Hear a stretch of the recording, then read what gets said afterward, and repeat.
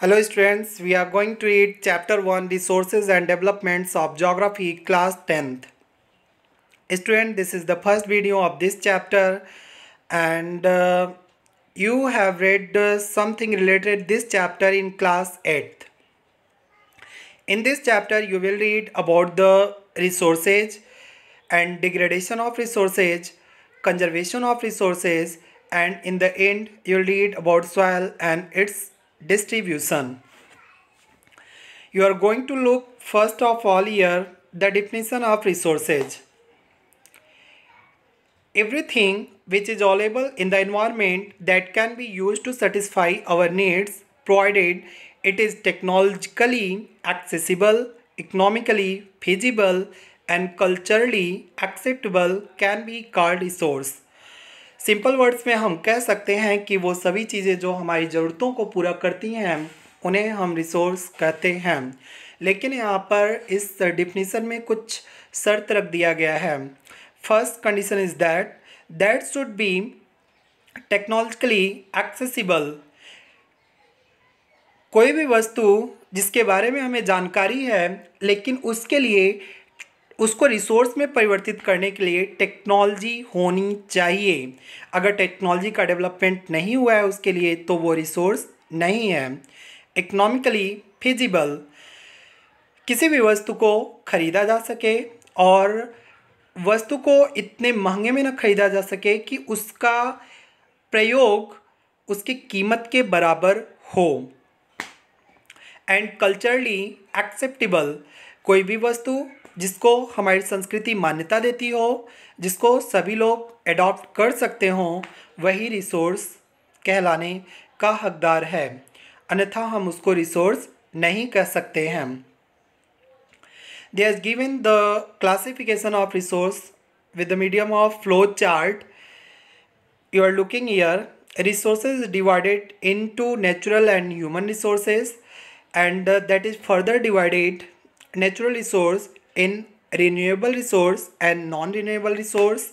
And you are looking here, renewable resource is divided into continuous and biological divided into natural vegetation and wildlife. And second side, non-renewable resource is divided into recyclable and non-recyclable resource. And in human resources you are looking that structure and institutions। का मतलब ये है कि मानव के द्वारा स्थापित संस्थाएं जैसे हॉस्पिटल, कॉलेजेस, ये सभी। फिर दिया हुआ है क्वांटिटी एंड क्वालिटी। क्वांटिटी से तात्पर्य है मजदूर कितनी संख्या में हैं, काम करने वाले लोग कितनी संख्या में हैं। क्वालिटी से मतलब है टेक्नीशियन से जो स्पेशलिटी जिनके अंदर होती है उनसे। आप देख रहे हैं कि रिसोर्स को फिर क्लासिफाइड किया गया है एक दूसरे तरीके से और there is given first point on the basis of origin that is divided into biotic and abiotic. Second on the basis of exhaustibility that is further classified into renewable and non-renewable. And third on the basis of ownership that is individual, community, national and international. And fourth on the basis of status of development that is potential develop and stock and reserves.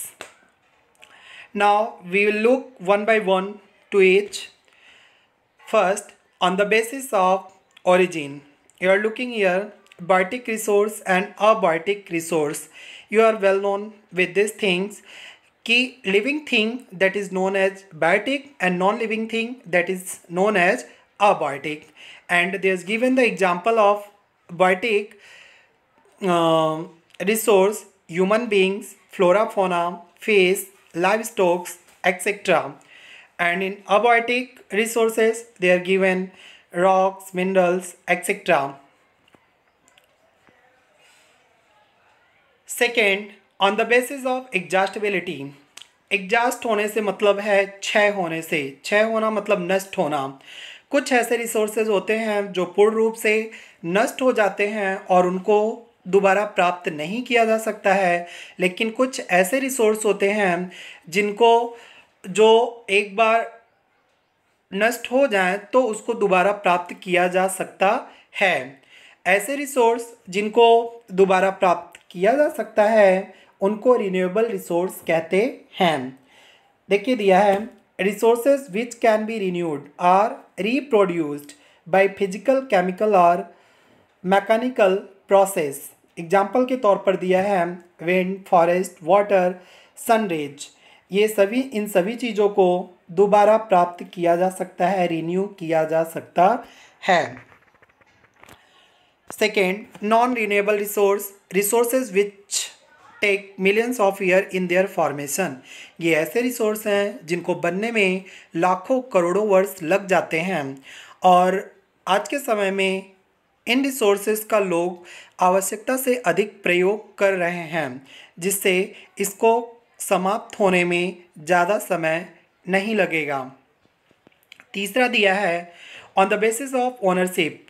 Ownership के base पे it is divided in 4 part. First is individual resource, resources which are owned privately by an individual. ऐसा resource जिस पे किसी व्यक्ति विशेष का अधिकार हो, जिस पे किसी व्यक्ति विशेष का मलकाना हो, उसको इंडिविजुअल रिसोर्स कहते हैं। जैसे हाउसेस, कार, फार्मर्स के लैंड, ये सभी चीज़ें। कम्युनिटी रिसोर्स, ये वो रिसोर्स होते हैं जिन पे किसी व्यक्ति विशेष का अधिकार नहीं होता है, बल्कि एक कम्युनिटी, एक समुदाय का अधिकार होता है। एग्जाम्पल के तौर पर दिया गया है temple, park, common land. Common land मतलब जैसे चरागाह हो गया, और गांव में आपने ग्राम सभा की ज़मीन के बारे में सुना होगा, वो सभी चीज़ें। तीसरा दिया है national resources, resources which are present in the political boundary of a nation up to 12 nautical miles in the ocean from the coast. Students, आप देख रहे हैं मैप को, तो मैप के बगल में जो समुद्र है, मतलब इंडियन मैप के नीचे जो इंडियन ओशन है, इंडियन ओशन में हमारे देश का कितना हिस्सा है। तो किसी भी देश का उसके तट से समुद्र में 12 नॉटिकल मीन्स 19.2 किलोमीटर की दूरी उसका होता है। और उसके दूसरे एग्जाम्पल ट्रेन, लेक्स, रोड, ये सब दिए गए हैं। इंटरनेशनल रिसोर्सेज पे किसी भी देश का कब्जा नहीं होता है, उस पे इंटरनेशनल ऑर्गेनाइजेशन का अधिकार होता है। उसके एग्जाम्पल पे तौर पे दिया हुआ है ओशन, प्लैनेट्स, एक्सेट्रा। लास्ट में on the basis of development, तो पहला यहाँ पर दिया है पोटेंशियल रिसोर्स, ऐसे रिसोर्स जिनसे हम ऊर्जा प्राप्त कर सकते हैं, पोटेंशियल प्राप्त कर सकते हैं। ऐसे रिसोर्स का स्रोत इंडिया में तमिलनाडु, राजस्थान, गुजरात में पाया जाता है, लेकिन ये इतना ज़्यादा महंगा है कि इसको प्रोड्यूस नहीं किया जाता है राजस्थान और गुजरात जैसे इलाके में। दूसरा दिया हुआ है डेवलप्ड रिसोर्स, ऐसे रिसोर्स जिनके बारे में हमें जानकारी भी है और उसके लिए टेक्नोलॉजी भी डेवलप की गई है, जो उसको रिसोर्स में परिवर्तित कर रहा है और उसका हम प्रयोग भी कर रहे हैं, उसको डेवलप्ड रिसोर्स कहते हैं। जिन सभी चीज़ों का हम यूज कर रहे हैं वो सब डेवलप्ड रिसोर्स में आते हैं।